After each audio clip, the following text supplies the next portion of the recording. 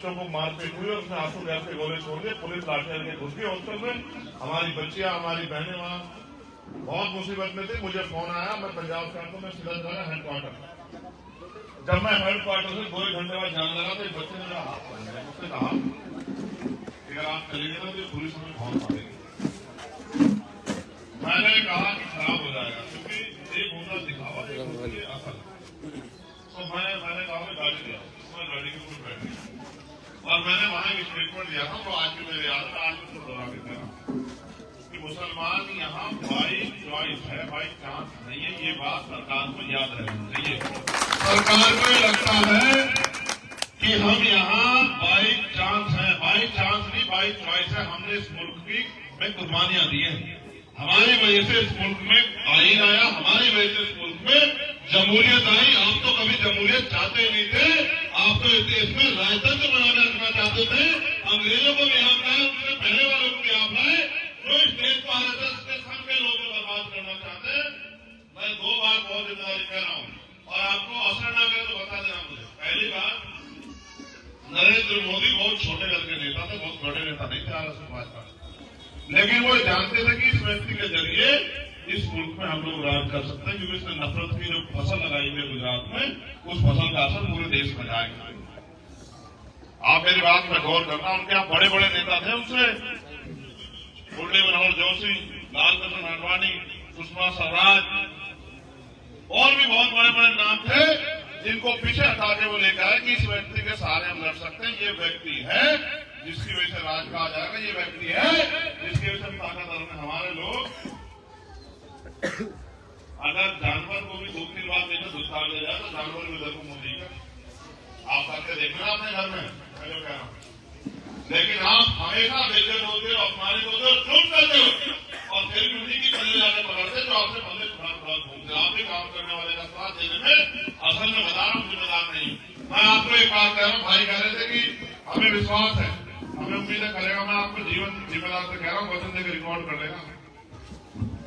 अगर किसी किसान पे, नौजवान पे, मुसलमान पे, दलित पे, आदिवासी पे अगर उंगली उठ गई तो उंगली उठाने वाला चैन से नहीं बैठेगा। मेरी बात को याद रखना।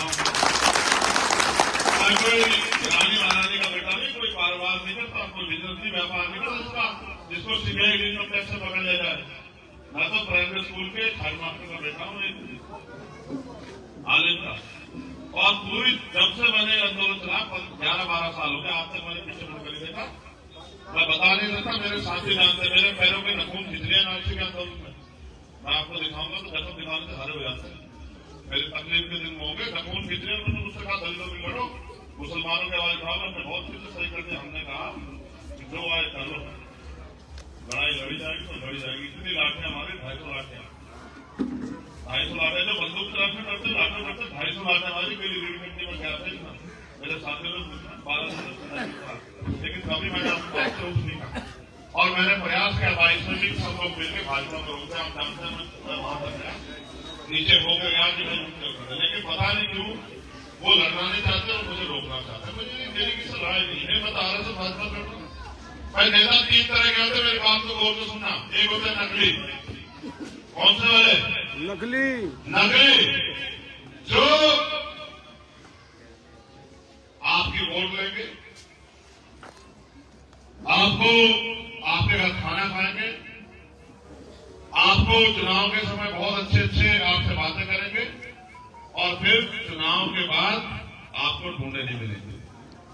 5 साल बाद फिर आपको उनका पता लगेगा कि भाई वो कहीं है और वो हमारे कहीं ना कहीं है।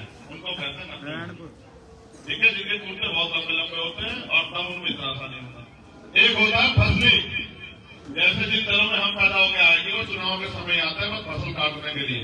जब फसल तैयार हो जाती है तो वो फसल काटने आते हैं। और जैसे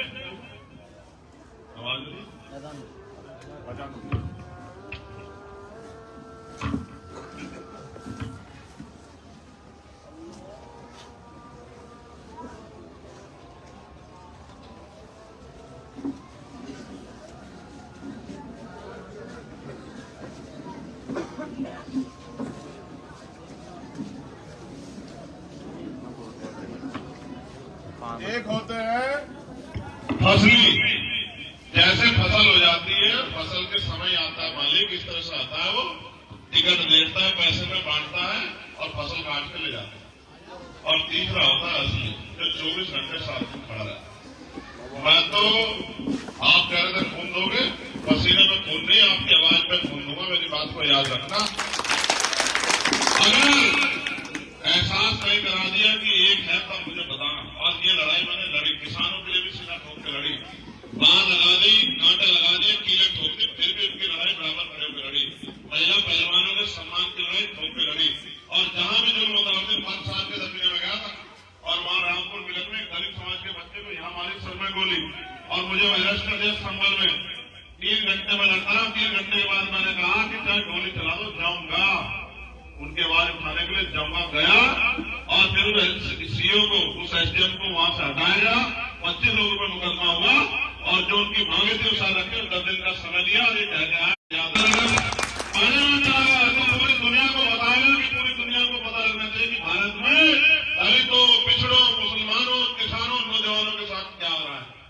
आज तो मीडिया उनका है, पूरे दिन उनकी बात कहता है। असल बात तो तब जाए कि भारत की पार्लियामेंट को दुनिया सुनती है। और आप जानते हैं आंदोलन में जब तक हम लोग नहीं लगते तब तक पूरी दुनिया में, मैं अकेला शख्स था जो सिर्फ किसान आंदोलन में यूएनओ में जाकर स्पीच देगा। मुझे जाने दिया 3 बार, मैंने यहीं से रिकॉर्ड करके भेजी यूएनओ में स्पीच।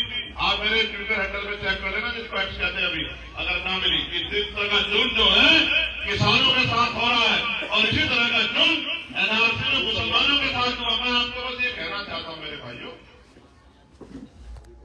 आप 10 रुपए का सामान खरीदते हैं, पानी की बोतल लाए, आपने 4 बार देखी होगी जिस कंपनी खरीदे उसी की है या नहीं, इसमें जो माल है वो पूरा है या नहीं है। ये बोतल कहीं टूटी भी तो नहीं, फटी तो 4 बार देखी होगी आपने। लेकिन आप जब वोट डालने जाते ये नहीं देखते कि ये नेता हमारी आवाज बनेगा नहीं बनेगा, हमारी लड़ाई लड़ेगा नहीं लड़ेगा, हमारे साथ खड़ा होगा नहीं खड़ोगा। 5 साल कभी हमें अच्छी शक्ल देखने को मिलेगी नहीं मिलेगी। मैं तो बस इसलिए आपसे कह रहा हूं, मैं आपको पैसा नहीं दे सकता, लेकिन मैं अपने खून का एक कतरा कतरा अपने सम्मान में लगा दूंगा। और आपने मुझे चढ़ाई के बनने की ताकत, और मेरी उम्र 60 साल की, मैं एमपीएमएलए बनने के बाद, इसके लिए हमारे बहुत सारे साथी चले गए भाजपा के साथ एमपीएमएलए बनने के लिए। एमपीएमएलए बनने की लड़ाई नहीं लड़ रहा हूं, बस ये गला बचा के रखना चाहता हूं कि ये गला आपका ही रहे। कहते जो सहारा देता है कोई सहारा भी देता है। अगर बहुत सारे लोग इस देश में पूंजीपति से पैसा लेकर राजनीति करते हैं, अब वो पूंजीपति भाई काम करता है क्योंकि मालिक के हिसाब से चलना पड़ता ना। मैं नहीं चाहता कि हमारा मालिक कोई और बने। आप लोग हिम्मत ताकत दो और लड़ाई का पुनर् देखो। अगर आपको, आप जिस तरह से एनआरसी में आपने दुआई की थी, उस तरह से अगर आप अपने घर में रोज दुआ ना करो और हर दुआ में ये ना कहो कि चंद्रशेखर आजाद सलामत रहे, चंद्रशेखर आजाद रहे, तब मुझे कहना। मैं तो आपसे ये कह रहा हूं, नहीं, आप पार्लियामेंट इसलिए बनी है और पार्लियामेंट की सीटें इतनी इसलिए बना, एक ही व्यक्ति चुनाव हुआ करता, एक व्यक्ति से चुनना वो प्राइम मिनिस्टर बन जाएगा। अलग अलग हल्के इसलिए बनाए हैं कि आप अपने यहाँ वोट देते हुए महसूस करो कि ये आदमी हमारे लिए कुछ करेगा नहीं करेगा, ये आदमी मजबूत है या नहीं है, ये आदमी हमारा सहारा बनेगा नहीं, ये हमारे आदमी आवाज उठाएगा नहीं उठाएगा। और एक पार्टी सिस्टम होता, पार्टी का एक व्यक्ति लड़ा करता, उसी को लोग वोट करा करते, प्राइम मिनिस्टर बन जाया करता। ये क्षेत्रों में इसलिए बांटा कि आप अपने यहाँ से जिम्मेदार लोगों को मौका दो। अब आप देखो, आपने जिताया नहीं था पिछली बार गठबंधन के प्रत्याशी, क्या हुआ?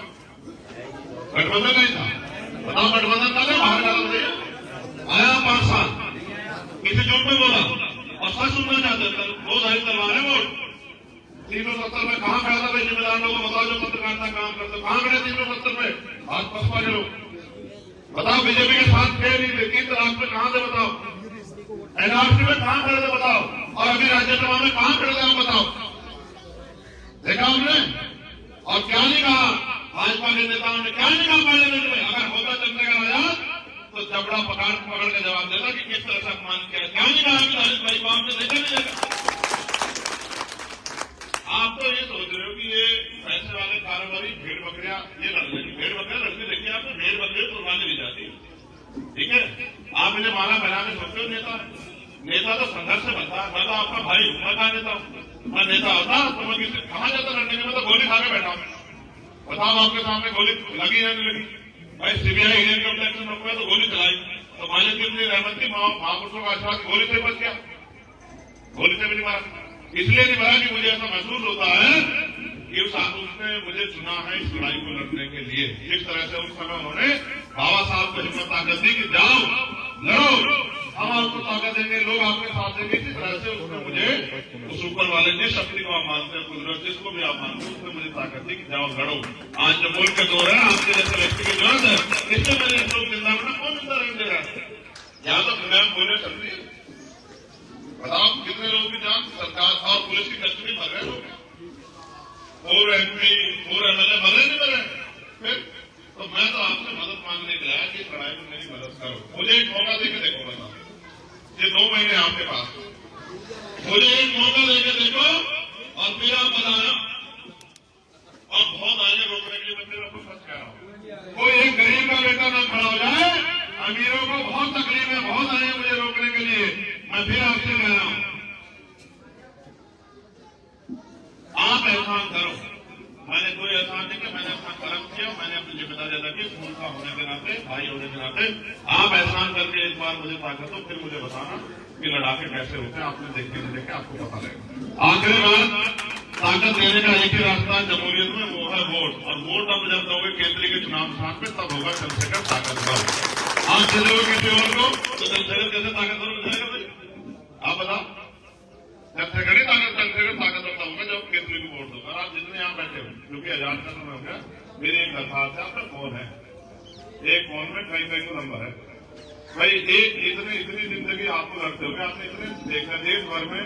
मैं किसी को बुरा नहीं कहता, मगर मैं कहता हूँ मुकाबला करके देखना ना।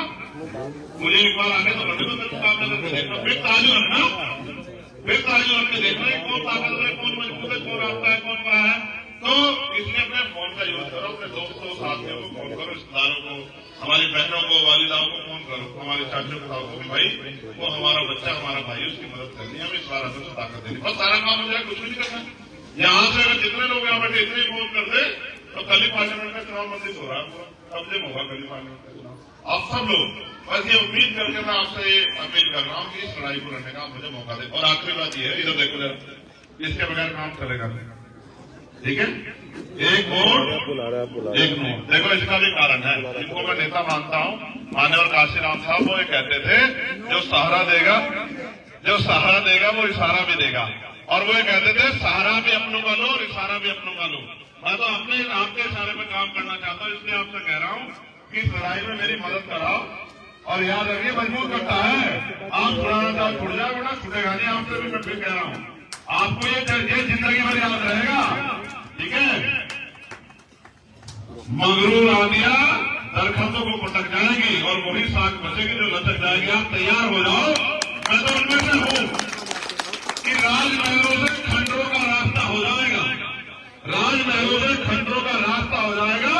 हम फकीरों से जो उलझेगा वो फना हो जाएगा।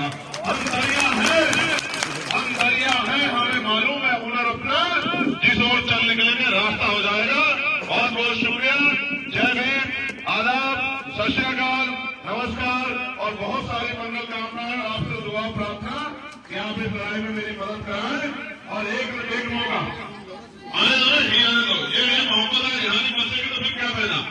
ये तो वोट डालने को बूथ पे जाना पड़ेगा। रमजान में होगा चुनाव, वो चाहे पोलिंग परसेंटेज कम हो, लेकिन मेरे साथ उसका हाथ है। पोलिंग परसेंटेज कितना होगा कि कुंडे बंद हो जाएंगे और सर भाजपा वालों के उसी दिन कुंडे फिर भी दोबारा किसी को सताएंगे। मैं शुक्रिया अदा करूंगा।